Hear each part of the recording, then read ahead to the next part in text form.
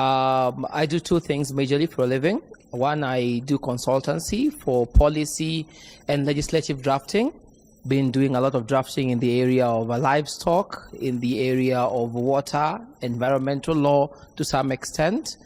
And the other thing I do, I am in business. I sell I distribute consumer products.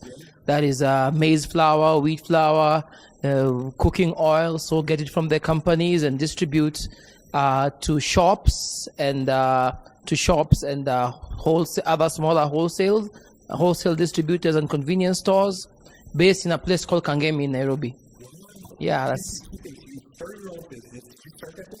actually both. I would say I was supported to start it.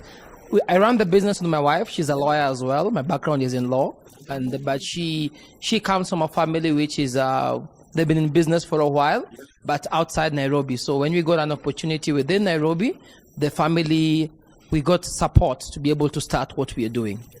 Yeah.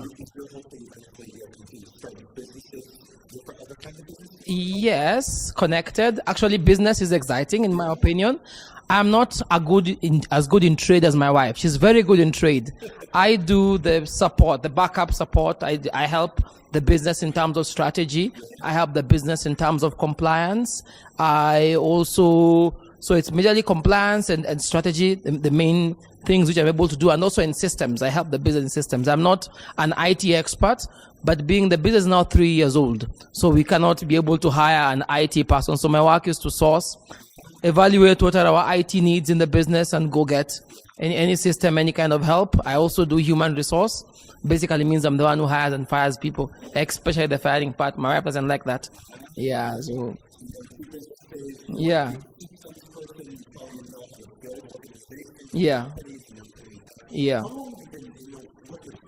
In the working world, I graduated from campus in 2012. I served for 1 year as a volunteer with the Faith Fellowship of Christian Unions, the program called STEM. I'm sure you've had people talking about STEM. So after STEM, so practically from 2013, I've been in the working world till now. So for consultancy, I began consulting in 2013 towards the end, 2013 December. The business began in 2015, August. Yeah. Yeah. My hope for the cohort is being able to gain. There are Christians who've gone ahead of me who are doing things which I would love to do, who are causing change in society in their own different ways. I would love to learn what that means. Part of what I do, apart from the consultancy, which I do for an income and the business, the other thing which I do, which results from both of these things, is I take up courses. I take up courses and run with them. So for instance, right now, there is a petition I filed in Parliament about the sugar industry in Kenya. There's something I'm doing about legal education.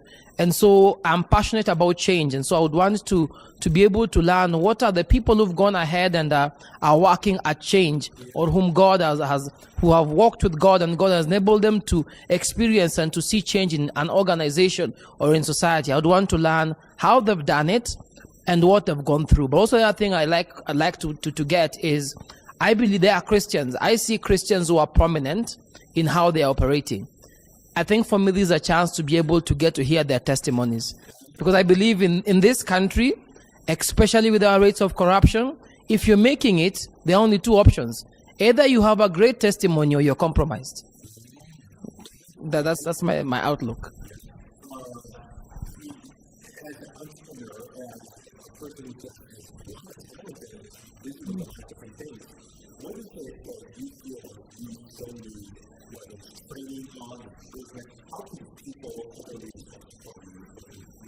And what I'm doing, I think, top of my head, I would get two things. I know there are many more if I took time to think, but top will come two things.